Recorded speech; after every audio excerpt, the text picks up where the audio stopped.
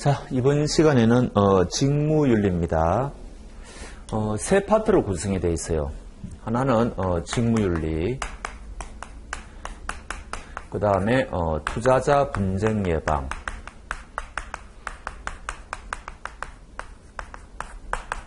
그 다음에 자금 세탁. 전체에서 15문제가 이제 출제가 되는데, 보통 보면 한 10문제, 그 다음 요거 합해서 이제 5문제인데, 보통 이제 여기 3문제, 여기 2문제입니다.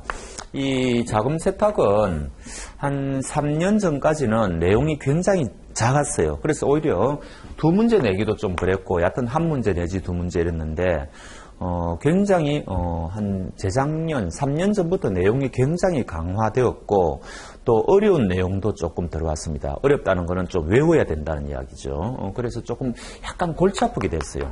이게 외워야 될 게 많아졌기 때문에. 그러나 이제 투자자 분쟁 예방은 양도 굉장히 적고요. 요거는 여러분들이 전부 다 맞출 수 있습니다. 굉장히 이제 부담이 없는 과목이고, 직무윤리는 원래는 굉장히 여러분들이 부담 없는 과목인데, 여기도 검소법이 많이 들어왔어요. 그러니까 이 검소법 내용이 여러분들이 법규 파트에서도 검소법을 조금 보는 거고, 근데 이제 거기 내용을 보면은 우리가 법규 공부할 때 금융소비자보호법으로 넘긴다 뭐 이런 걸 우리가 이제 본단 말이죠. 그래서 이 법규 파트에서는 검소법을 따로 공부하는데, 직무윤리에도 와보면은 이 검소법 내용이 굉장히 많이 들어와 있습니다. 한 70-80%는 중복된다고 보시면 돼요. 어찌됐든 이 검소법에서 몇 문제 낼지는 모르겠어요. 이 직무윤리 안에 들어왔는 거. 법규 파트에서도 직무윤리가 검소법이 출제가 될 거고, 그 다음에 직무윤리에서도 마찬가지인데, 작년도에는 이 검소법이 우리 기본서에 들어오질 않았습니다. 그래서 이 금융소비자보호법이 작년 3월부터 시행되고 있었음에도 불구하고 금융소비자보호법이 거의 출제가 안 됐어요. 그러니까 책이 이제 그렇게 편제가 되었기 때문이죠. 본문에 검소법 내용이 소개가 안 됐어요. 그러니까 이제 출제하고 싶어도 출제를 못한 거죠. 근데 금년도에는 본문에 이게 내용이 다 들어왔습니다. 그러니까 금융소비자보호법이 이제 출제가 많이 될 건데, 도대체 몇 문제 출제될지는 가늠할 수가 없죠. 그러니까 이제 처음 치르는 시험을 봐야 되는데, 어찌됐든 우리가 이제 중요한 건 다 봐야 된다는 이야기죠. 어찌됐든 이 직무윤리는 굉장히 편한 과목인데, 요소에 함정 지문이 굉장히 많습니다. 그래서 그런 것들만 조심하시면은 여러분들이 굉장히 고득점을 할 수 있고, 그거를 이제 제가 집중적으로 말씀드릴 겁니다. 그래서 너무 부담감 갖지 말고, 그 다음에 어차피 검소법은 우리가 금융소비자보호법을 별도로 좀 공부하지 않습니까? 그거하고 70-80%가 겹치니까, 또 그렇게 한 번만 좀 외워 놓으면은, 외울 거 외워 놓으면은 그렇게 부담이 없으니까 또 여러분들이 별로 걱정하실 게 없다, 그렇게 보시면 되겠네요. 자, 바로 강의를 나가겠습니다. 직무윤리 강의하면서 요소에서 이 부분은 정말 중요하다, 요거 조심해야 된다, 이런 식으로 강약을 조절할 테니까 그렇게 하면 되겠죠. 자, 시작하겠습니다. 자, 148페이지 직무윤리 일반인데, 이 전체적으로 이 부분은 지금 법과 윤리에 대해서 지금 이야기하고 있는데, 별로 출제할 만한 게 없어요. 이게 법과 윤리가 우리 직무윤리 기본서에 들어온 것도 한 3년밖에 안 됩니다. 그 이전에는 이런 테마가 없었어요. 그런데 갑자기 이게 들어왔는데, 처음에 들어왔을 때는 양이 굉장히 많았거든요. 한 20페이지 정도가 있었는데, 작년인가 재작년이죠. 재작년부터 양이 지금 현재의 수준으로 줄어들었습니다. 그래서 근데 보시면은 출제할 만한 게 뒤에 가면 하나 나오긴 나오는데, 앞에 부분은 별로 출제할 만한 게 없어요. 그래서 저는 시험에 나올 만한 것만 말씀드릴 테니까 여러분들이 읽으실 분들은 읽어보십시오. 자, 149페이지 법과 윤리 해가지고요, 법의 개념 해가지고 나오는데, 우리가 그거를 모르시는 분 없잖아요. 두 번째 패러그래프 보면 법에는 해가지고 불문법으로는 관습법, 판례법 등이 있다. 영미법에서는 이 불문법을 더 중시합니다. 판례라든지 관습을. 그러나 우리나라는 독일 대륙법계를 수입했기 때문에 우리나라는 이제 성문법 위주죠. 그러나 불문법도 있다는 거 여러분들이 당연히 아시는 거고요. 그래서 마지막에 이상을 근거로 정의를 내리자면 해가지고 법이란 정당한 사회관계를 규정하기 위하여 강제력을 갖는 여러 규범들의 종합이라고 할 수 있겠다. 이것이 가장 일반적인 법에 대한 개념인데 법이라는 것은 윤리하고 결정적으로 차이가 뭡니까? 강제성이 있다. 자율성이다. 이런 것 여러분들이 다 사실 중학교 때부터 뭐 다 배운 거 아닙니까? 초등학교 때부터 넘어가시면 되고. 자, 2번 제목 있는 그대로의 법과 있어야 할 법이 나오고. 자, 넷째 줄에 보면은 사람들이 윤리와 비윤리를 혼동하지는 않는다. 이거는 무슨 말입니까? 우리가 이제 살인하지 말라, 뭐 절도하지 말라 이런 것들은 우리가 누가 가르쳐 주지 않아도 해서는 안 되는 것이라는 것을 알지 않습니까? 역사적으로 쭉 오랜 세월 동안 그 이야기입니다. 그래서 윤리와 비윤리를 혼동하지는 않는다. 그럼 윤리가 뭐냐? 그 밑에 줄 절대 다수의 합의를 전제로 하는 일종의 문화 현상이다. 그런데 우리는 법과 윤리가 충돌하는 경우를 종종 발견한다. 그 이유는 법의 목적과 윤리의 목적이 다르기 때문이다. 그 다음에 이제 객관식으로 출제된다면 나올 만한 게 있기는. 법이라는 것은 사회적인 것이다. 그 다음에 윤리는 개인의 내면적인 것이다. 개인적이다. 뭐 혹은 내면적이다. 이런 말이 나오잖아요. 뭐 이런 건 어쩔 수 없이 우리가 이제 객관식을 대비하다 보니까 이런 거를 밑줄 끊는 거지 특별하게 논점이 있는 건 아닙니다. 자, 그 다음에 두 번째 패러그래프, 있어야 할 법. 그거는 이제 뭡니까? 정당성을 이야기하겠죠. 그러나 현재 있는 그대로의 법은 뭡니까? 우리가 이제 법이라고 해서 다 정당성이라기보다는 우리가 이제 법에 대해서 굉장히 부정적인 그런 법도 있지 않습니까? 이 법은 없어져야 되는 법인데 뭐 이런 거요. 그런 이야기를 하는 거죠. 자, 그 다음에 마지막으로 법은 궁극적으로 윤리의 실현을 목적으로 한다. 그러니까 우리가 지켜야 할 윤리 중에서 이거는 강제력을 동원해서라도 꼭 지켜야만 되는 거, 그거를 이제 법으로 만들어 놓은 거고, 그래야만 사회가 최소한 유지되지 않겠느냐, 뭐 그런 것들 이야기일 겁니다.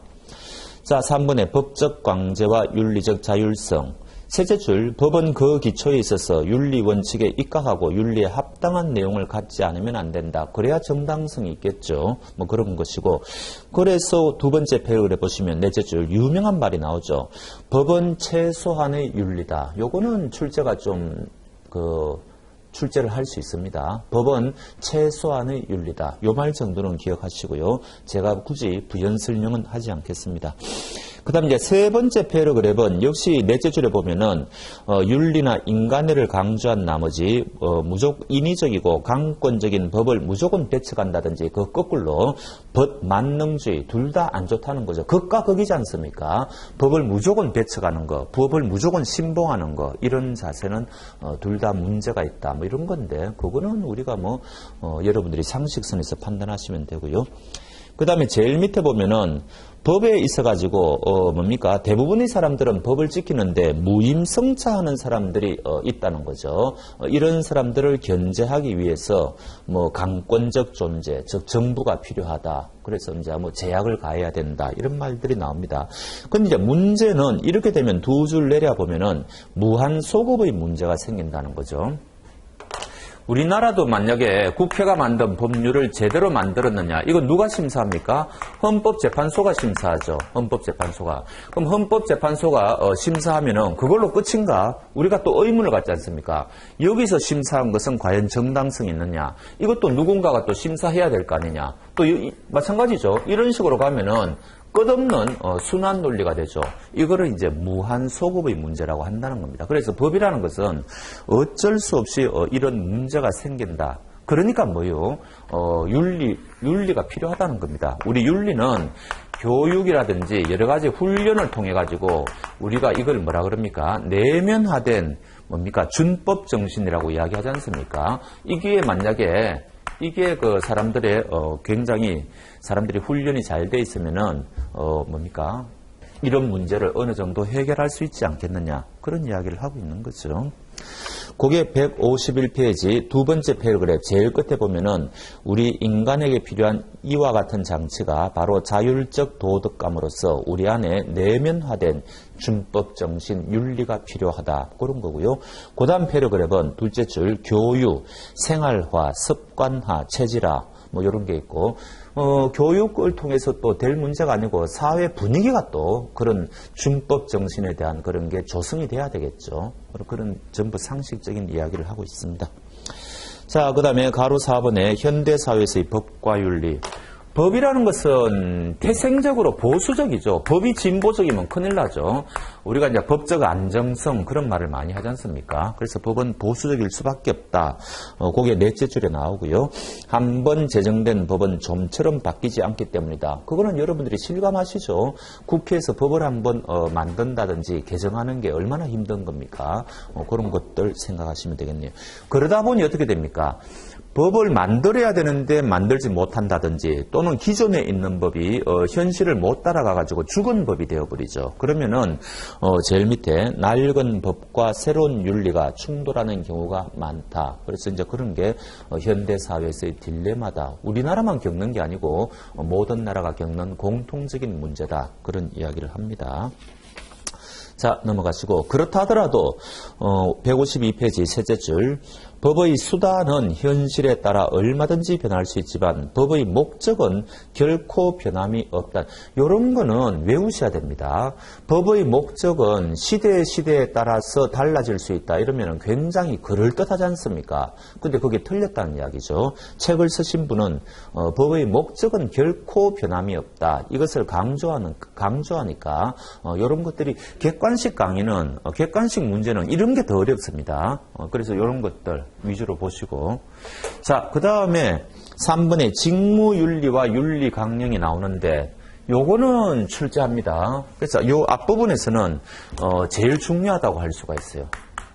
요런 게 어렵습니다. 요런 게. 그래서 지금 여기에서 이제 이야기하는 것은 기업윤리하고 그 다음에 직무윤리를 비교할 줄 아느냐 이 이야기입니다. 우리가 사회에서는 일상생활 할 때 이거 우리가 구분해서 씁니까? 이거 우리가 혼용해서 쓰지 않습니까? 그게 그거죠. 그런데 이제 이 책을 쓰신 분은 이거 구분해 보겠다는 이야기예요. 그럼 이제 어떻게 구분하느냐?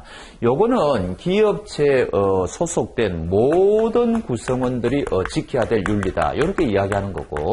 그 다음에 요거는 이 기업체에 다니는 그 종사자들이 각각 그분들이 맡은 개개의 직무가 있을 거 아닙니까? 거기서 지켜야 될 윤리를 이야기한다는 겁니다. 그래서 요거는 개개인들이 지켜야 될 윤리다. 이렇게 평가를 하는 거죠. 그래서 여기서 필연적으로 요거는 모던이니까 여기서 나오는 게 굉장히 이거는 포괄적일 것이다. 굉장히 추상적일 것이다. 굉장히 거시적일 것이다. 이런 평가를 하는 거고요. 요거는 이제 개개인들이 맡은 바 직무와 관련되는 거니까 요거는 굉장히 구체적인 것일 것이다. 그 다음에 요거는 굉장히 미시적인 것일 것이다. 이런 이야기를 하는 거죠. 그 다음에 요거는 이제 어떤 식으로 이제 표현이 되느냐. 윤리강령의 형태로 표현이 된다. 이런 말이 나올 겁니다. 요거는 이제 임직원 행동강령의 형태로 나타난다. 이런 식으로 나올 겁니다. 그러면 이게 이제 충분히 한 문제감이 되는 거죠. 예를 들어 가지고 기업 윤리는 개개인들이 지켜야 되는 거다 이러면 틀리는 거죠. 기업 윤리는 굉장히 구체적인 거다 이러면 틀리는 거죠. 이런 식으로 이거는 외우지 않으면 틀리는 거예요. 그러니까 이런 게 여러분들이 직무윤리에서는 틀리는 겁니다. 그래서 이거는 굉장히 중요도를 표시하고 이거는 거의 한 문제 나온다 이렇게 생각하시면 됩니다. 확인해 보시죠. 자, 그래서 두 번째 패러그래프이죠. 기업 윤리는 해가 밑에 즉 경영 전반에 걸쳐 조직의 모든 구성원들에게 요구되는 윤리적 행동을 강조하는 포괄적인 개념이다. 그래서 벌써 모든 그 다음에 포괄적 이런 말이 나오죠. 반면 직무윤리는 조직 구성원 개개인들이 자신이 맡은 업무를 수행하면서 지켜야 하는 윤리적 행동과 태도를 구체화한 것이다. 그래서 추상적인 선언에 거칠 수 있는 윤리의 개념을 실질적인 의미로 만들어준다. 즉 기업윤리가 거시적인 개념이라면 직무윤리는 미시적인 개념이다. 이에 따라 통상 국내에서 포괄적 개념인 기업윤리는 윤리강령 등의 행태를 지닌 추상적인 선언문 형태, 반면 직무와 연결된 구체적인 기준을 담고 있는 직무윤리는 임직원 행동강령 등으로 그 형태를 조금 달리하고 있다. 그러면 만약에 직무윤리는 윤리강령의 형태로 나타난다. 이러면 이것도 틀리는 거죠. 이런 거를 외우지 않으면 이거 틀리는 겁니다. 그 다음에 이제 우리가 회사가 지금 윤리 경영을 해야 된다. 이런 말을 하잖아요. 그럼 이때 이 윤리는 요 기업 윤리를 이야기하는 거냐, 요 직무 윤리를 이야기하냐. 우리가 지금 과목 명이 지금 직무 윤리이지 않습니까? 요거라는 거죠, 요거를 이야기한다는 거죠. 그래서 그 밑에 보면은 밑에서 둘째 줄 윤리 경영은 직무 윤리를 기업의 경영 방식에 도입하는 것으로 간단히 정의될 수 있다. 여기까지요. 그러면은 훌륭하게 이제 한 문제가 되고, 실제로 저 뒤에 277페이지 가보시죠. 우리 자본 뭡니까? 법규 파트에서도 똑같았지만 뒤에 실전 예상 문제가 나오잖아요. 지금 여기 보시면은 문제 수가 몇 문제 안 되죠. 12문제밖에 안 됩니다. 근데 옛날에는 35문제가 있었어요. 한 3년 이전까지만 하더라도. 그래서 저는 지금 강의할 때 그거를 다 지금 염두에 두고 지금 강의하는 거거든요. 그래서 요거는 굉장히 실전적인 문제들이 많으니까 여러분들이 꼭 풀어보셔야 된다. 그런 건데 277페이지 가보시죠. 1번에 바로 지금 나오죠. 직무윤리에 대한 설명으로 적절하지 않은 거 해가지고 1번, 3번, 4번 우리가 조금 전에 공부한 것들이거든요. 근데 2번을 보시면은 기업윤리와 직무윤리는 흔히 혼용되어 사용되기도 한다. 이거는 우리 지금 152페이지에 없는 이야기지 않습니까? 왜 이런 지문이 있는 거니까 작년도에 출간된 이 직무윤리 책하고 금년도에 출간된 책이 조금씩 보면은 내용에 작은 차이지만 변화가 있어요. 그래서 혼용되어 사용한다는 말은 작년도 기본서에는 이게 있었습니다. 근데 금년도에는 이 말을 뺐더라고요. 근데 문제는 책은 기본서 안에 본문 내용은 미묘한 변화가 있는데 문제는 작년, 재작년 문제를 그대로 옮겨 놓은 겁니다. 그러니까 본문에 없는 내용이 막 나오는 거죠. 그래서 이거는 그냥 상식적인 이야기니까 아마 혹시 이런 질문이 나오면 그렇게건히 하십시오. 그런데 이제는 본문에 없기 때문에 제가 보기에는 출제해서는 안 되는 지문입니다. 사실은 바꿔야 되잖아요. 그런데 그대로 쓰고 있다. 특히 직무윤리가 이게 심해요. 앞으로 제가 가면서 계속 지적할 건데 본문의 내용은 바뀐 게 굉장히 많은데 옛날 문제를 그대로 해가지고 안 맞는 게 많습니다. 그거는 좀 지적받아 마땅하죠. 나중에 다 말씀드릴게요. 자, 끝났습니다. 이제 그러면은 우리가 앞부분에서는 제일 출제가 유력한 게 이제 나왔죠. 또 하나 유력한 게 나옵니다. 도대체 우리가 왜 회사는 윤리 경영을 해야 되느냐, 회사는 왜 직무윤리를 지켜야 되느냐, 그 필요성에 대한 게 나옵니다. 요게 모든 기업체가 필요한 이유가 한 6가지가 나오고요. 특히 우리 지금 금융투자업에서 필요한 이유가 4가지가 나와요. 그러면은 합해서 이게 10가지지 않습니까? 요것도 시험의 단골 문제입니다. 단골 문제인데 요 중에 한 가지 정도만 여러분들이 좀 조심하시면 돼요. 나머지는 상식선에서 다 맞출 수 있는 거라고 생각하시면 됩니다. 그래도 같이 읽어보셔야 되겠죠? 자, 153페이지 1번에 윤리 경쟁력의 시대 있죠. 요거는 요 이야기예요. 모든 회사가 필요한 이유. 막 중복되는 게 많습니다. 자, 1번 환경이 변화되었다. 현재와 미래의 세계는 고도의 정보와 기술에 의한 사회이다.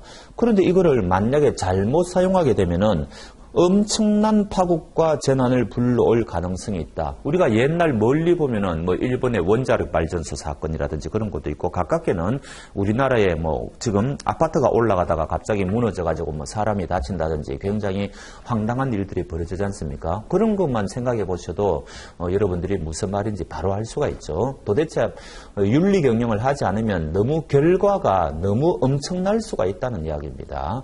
그러니까 사전에 미리 직무윤리를 지킬 필요가 있다. 다 아시는 내용이죠. 자, 2번에 위험과 거래 비용. 회사는 어떻게 합니까? 비용을 줄이려고 그러겠죠. 그러면 이제 도대체 비용에는 어떤 비용이 들어가느냐? 모든 비용이 다 들어간다는 이야기입니다. 그게 셋째 줄에 있습니다. 위험 비용까지를 거래 비용에 포함시켜. 요게 포함이라는 말이 나오는데 요거를 제외라고 해가지고 틀리게 많이 내요. 제가 요거 한 가지만 조심하시면 된다 그랬잖아요. 요 부분이에요. 요 부분. 그래서 거기 보시면은 위험 비용까지를 거래 비용에 포함시켜 그 거래 비용이 가장 적은 쪽을 회사는 선택하려고 할 것이다. 즉 위험을 통제해야 된다. 통제할 줄 알아야 된다. 그러기 위해서는 평소에 직무윤리를 지켜야 된다. 이런 말이죠. 그래서 요거는 무조건 외우십시오. 요 시험에 단골 문제입니다. 자, 그 다음 페이지 넘어가시면 3번에 생산성 제고. 또 뻔한 이야기죠. 한 세 줄 보시면은 더 많은 경제적 효용의 산출을 위하여 필요한 투입이라는 인식이 기업을 중심으로 보편화되고 있다. 생산성의 제고를 통한 장기적 생존의 목적으로 윤리 경영의 중요성이 강조되고 있다. 옛날에 기업을 경영하시던 분들은 윤리 경영한다 이런 개념이 별로 없었지 않습니까? 생산성만 올라가면은 굉장히 이제 좋았다 뭐 이런 건데 요즘은 그렇게 인식의 변화가 굉장히 많아졌다는 거죠.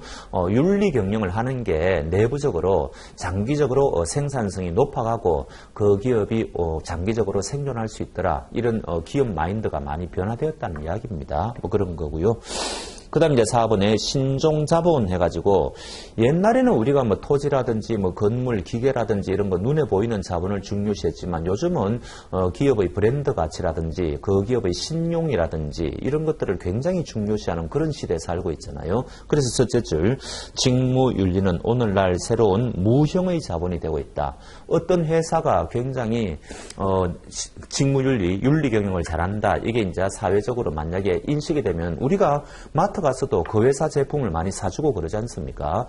그런 게 굉장히 이제 옛날보다는 보편화되었다는 이야기입니다. 그 다음에 5번의 인프라 구축. 첫째 줄, 윤리는 공정하고 자유로운 경쟁의 전제 조건이 된다. 그래서 끝에 보면은, 윤리는 지속적인 성장을 위한 인프라의 하나로서 윤리 인프라가 된다. 무슨 이야기입니까?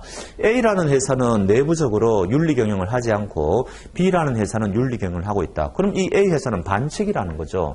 바깥에 나와서 이제 경쟁을 해야 되는데 그 경쟁의 전제 조건이 내부적으로 윤리 경영을 하는 회사만이 바깥에 나와서 경쟁을 해야만 공정하지 않느냐 그런 뜻입니다. 그래서 모든 회사는 윤리 경영을 하고 난 다음에 바깥에 나와서 경쟁을 하라.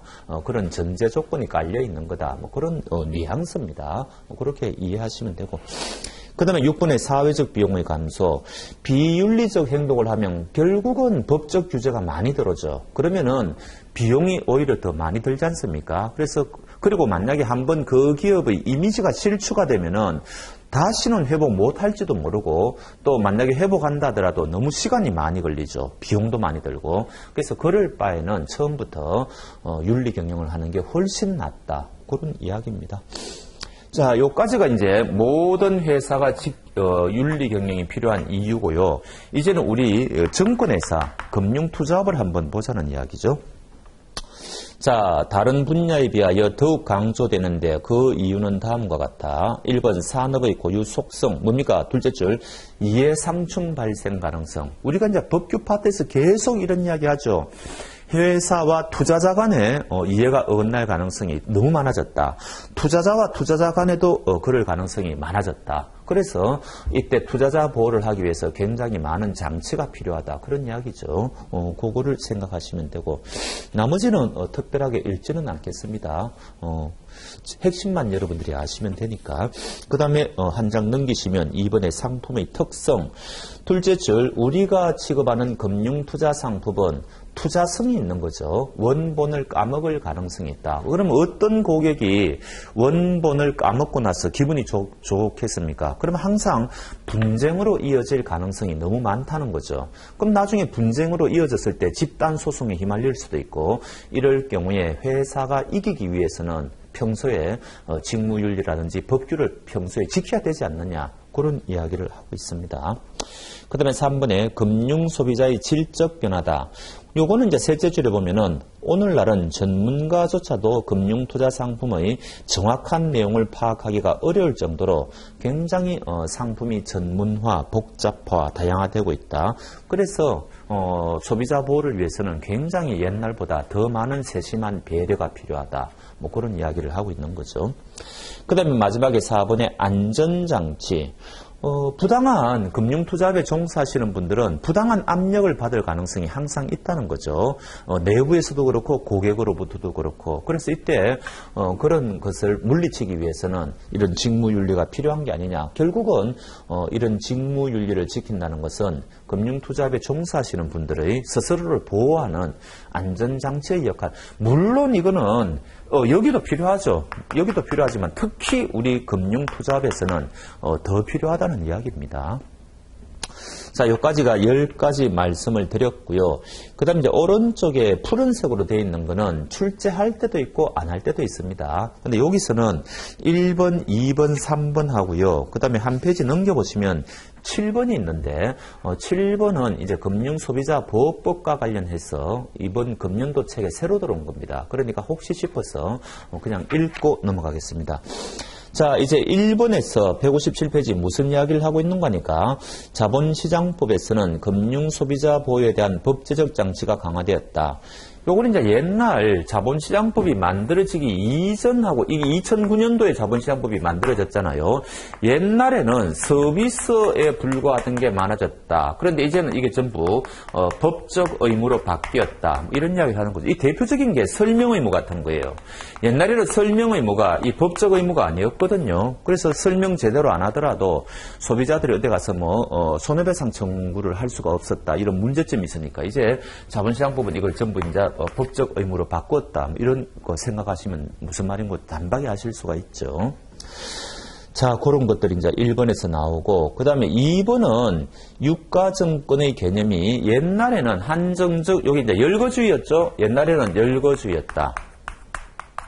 그 굉장히 이제 회사가 불편한 거죠. 여러분들이 잘 아시는 파생결합증권 같은 거는 옛날에는 이 유가증권의 개념에 들어있지 않았어요. 그래서 옛날에 그런 신종 상품을 만들기 위해서는 법을 먼저 바꿔야 됐거든요. 그러니까 너무 불편했다. 그래서 이 열거주의가 이제는 포괄주의로 바뀌었다. 이제는 회사가 신종 상품 개발하는데 이제 어려움이 없어졌죠. 그 대신에 문제는 굉장히 취급할 수 있는 상품의 대상이 확대됐지 않습니까?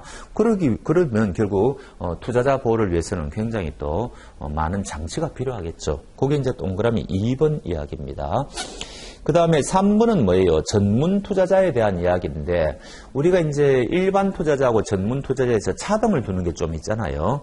무슨 적합성의 원칙, 적정성의 원칙, 설명의 뭐 이런 거. 그렇다고 하더라도, 전문 투자자라고 하더라도, 우리가 어떻게 해야 됩니까? 직무윤리는 지켜야 되죠. 그런 이야기를 3번에서 하고 있습니다. 그래서 둘째 줄에 보면은 전문 투자자의 경우는 규제 관리의 효율성 제고와 규제 완화의 관점에서 자본시장법에 의한 주된 보호의 대상에서는 빠져 있지만 이에 대한 금융투자회사의 윤리적 책임까지 완전히 면제되는 것은 아니다. 그러면 시험에는 뭐가 나오겠어요? 전문 투자자에 대해서는 윤리적 책임도 완화된다. 이렇게 만약에 표현이 나오면 그거는 틀렸다는 이야기입니다. 전문 투자자는 법적 책임은 좀 완화되어 있지만 윤리적 책임까지 완화되면 안 된다. 곤란하다. 그런 이야기입니다.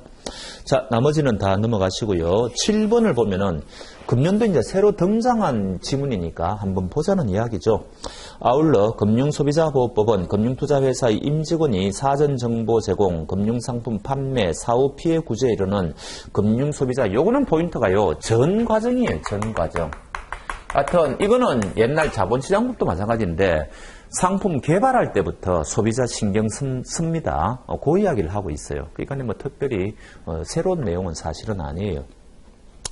자, 이제 직무윤리의 기초사상 및 국내외 동향이 나오는데 옛날에는 뭐 사상가라고 하면 좀 거창하지만 4명까지 소개된 적도 있었거든요. 한 5년 되었습니다만 이 책이 조금 바뀌면서 지금은 2명밖에 안 남았어요. 그래서 첫째 줄에 보면 근대 자본주의 출현의 철학적 정신적 배경에 대한 대표적인 설명 중 하나는 칼뱅주의를 토대로 한 종교적 윤리의 부산물로 이해하는 베버의 사상이다. 그래서 베버가 이제 칼뱅의 그 윤리 사상을 이어받았다 해가지고 여기서는 칼뱅에 대해서 조금 서술을 많이 하고 있습니다. 칼뱅만 신경 쓰시면 돼요. 쉽게 말하면은.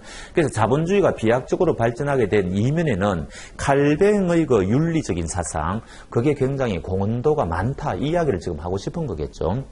칼뱅은 3개 정도입니다. 소명하면은 칼뱅이에요. 그 다음에 뭡니까? 금욕 그러면 칼뱅이에요. 그 다음에 초기 자본주의 발전 그러면 칼뱅이에요. 그래서 요 세 정도만 핵심어를 기억하시기 바랍니다. 자, 둘째 줄, 칼뱅의 금욕적 생활윤리, 금욕, 초기 자본주의 발전의 정신적 토대가 된 직업윤리의 중요성 강조, 초기 자본주의. 칼뱅은 모든 신앙인은 노동과 직업이 신성하다는 소명, 이게 소명론이죠. 그래서 요 세 가지입니다. 그러니까 이제 요 칼뱅 이전까지는 이제 칼뱅이 종교개혁에 등장한 그 사상가 아닙니까? 종교개혁가죠. 그런데 이 이전까지는 부를 축적하는 것을 굉장히 그 중세 사람들은 안 좋게 생각했다는 거죠. 그런 이제 칼뱅이 직업이라는 것은 하나님이 주신 신성한 거다. 거기에서 창출된 부는 얼마든지 축적하는 게 괜찮은 거다. 이런 식으로 이제 이론을 펼쳤다는 거죠. 그러니까 사람들이 이제는 부를 축적하는 게 정당한 거구나 이렇게 생각이 들고 그게 이제 초기 자본주의 발전의 토대가 되었다. 그런 표현을 하는 거죠. 그거를 이제 베버는 이어받았다는 이야기고요. 자, 그러니까 158페이지는 그 정도 보시면 되고요. 오른쪽에 이제 159페이지는 윤리 경영의 국제적 환경이 나오는데 거기 보시면 두 번째 OECD가 나오죠. 요거는 출제를 한다면은 할 만한 거는 있어요. 요거 지우겠습니다.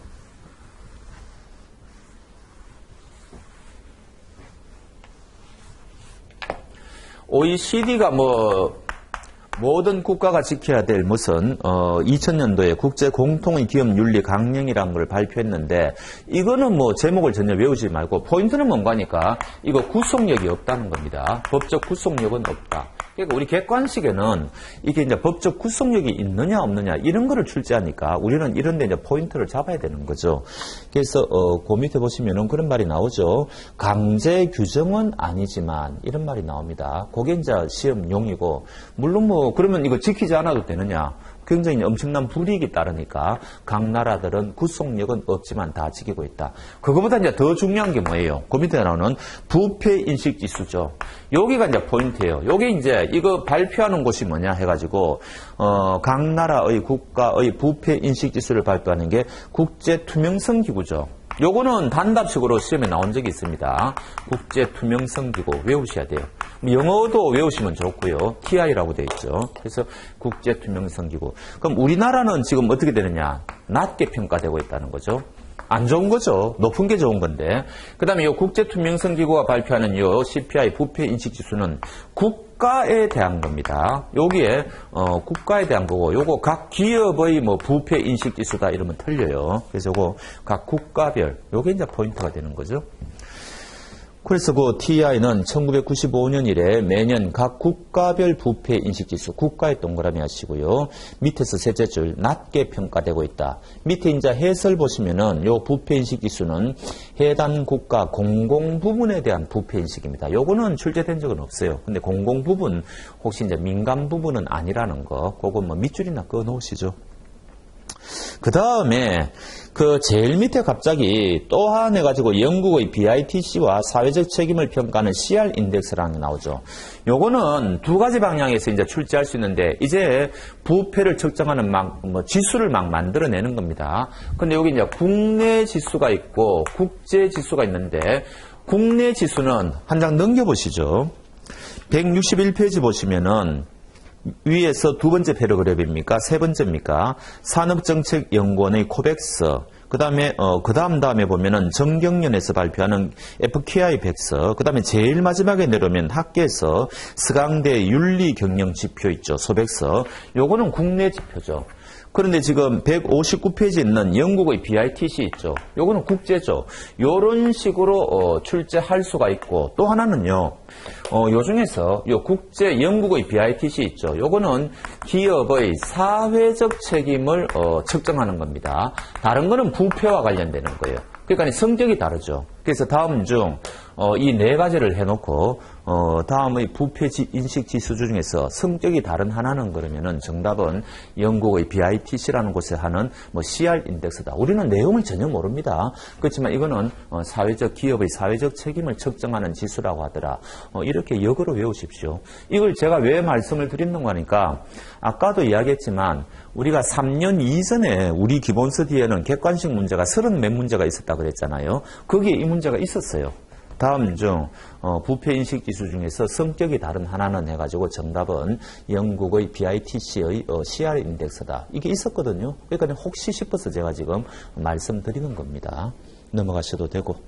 자, 그 다음에는 이제 160페이지 국내적 환경이 나왔는데 요거는 하나밖에 없죠. 중간쯤에 보면은 청탁금지법, 김영란법을 생각하시면 됩니다. 이거는 뭐예요? 밑에서 한 6줄. 공직자 등이 직무 관련성, 대가성 등이 없더라도 요게 포인트죠. 금품 등의 수수를 하는 경우에는 제재가 가능하도록 한다. 그 밑에 줄 청탁금지법은 단순히 공직자 등에게만 국한된 것이 아니라 일반 국민 전체를 적용 대상으로 한다. 이런 건 혹시 출제가 될 수 있으니까 해놓으시고. 자, 그 다음에 오른쪽에 161페이지 4번 기업의 사회적 책임이 강조되는 시대상. 기업은 뭐 이윤 창출이 최고겠지만 이제 이윤이 창출되면 그 이윤 이제 창출된 거를 사회에 환원하는 그런 것들이 필요하지 않겠나. 그 이야기입니다. 넘어가겠습니다. 자, 162페이지 본 교재에서의 직무윤리가 나오는데 직무윤리의 적용 대상이 나오죠. 요거는 굉장히 고전적인 문제예요. 요거는 이제 출제할 수는 있는데 출제하면은 아무도 틀릴 분들은 없어요. 포인트는 이제 잠재적 고객에 대해서도 직무윤리를 지켜야 된다. 요게 포인트예요. 요거 이제 지키지 않아도 된다. 이게 틀리게 내거든요. 그럼 보시면은 하여튼 지금 직무 활동을 하는 그 종사자들은 다 지켜야 되는데 사실은 이 사람이 어제 회사하고 고용계약이 만료가 되었어요. 그럼 지금 이제 고용계약이 없어졌다는 이야기 아닙니까? 그런데도 지금 직무행위는 하고 있다. 그럼 이 사람은 직무윤리를 지켜야 되느냐? 지켜야 된다는 거죠. 뭐 그런 거고. 그 다음에 무보수로 일하는 사람들 지켜야 되겠죠. 하루 알바 와서 하는 사람들 다 지켜야 되겠죠. 뭐 그런 것들이 이제 포인트가 되는 겁니다. 그래서 이제 누가 지켜야 되느냐? 방금 말씀드렸고 누구를 대상으로 지키느냐? 잠재적 고객에 대해서도 직무윤리를 지켜야 된다. 요게 이제 출제를 한다면 이때까지 출제를 하곤 했죠. 자, 그래서 162페이지 밑에서 둘째 줄 직무윤리는 투자 관련 직무에 종사하는 일체의자를 적용 대상으로 한다. 오른쪽 페이지 보시면은 둘째 줄 자격증을 갖기 이전에 관련 업무에 실질적으로 종사하는 자도 포함된다. 두 줄 내려보면 따라서 회사와 정식 고용관계에 있지 않은 자나 무보수로 일하는 자도 직무윤리를 준수하여야 하며 그 다음에 포인트라 그랬죠. 아직 아무런 계약관계를 맺지 않은 잠재적 고객에 대해서도 직무윤리를 준수하여야 한다. 어떤 게 그러면 직무행위냐? 모든 게 다죠. 제일 밑에 회사에 대한 직무행위뿐만 아니라 고객과 관련되는 거, 시장과 관련되는 거 다 직무행위라는 이야기입니다. 자, 그 다음에 2번에 직무윤리의 성격이 나오는데 특별한 건 없어요. 요거는 저 뒤에 가면 이게 겹치는데 이런 말이 나옵니다. 제일 밑에 보면은 지배구조법 24조에서는 내부 위험 관리 체계인 동시에 위법행위에 대한 사전 예방 체계로서 금융투자업자로 하여금 직무윤리가 반영된 내부 통제 기준을 자율적, 여기에서는 이거를 내부 통제 기준을 자율적으로 제정해도 된다. 이런 표현을 하고 있죠.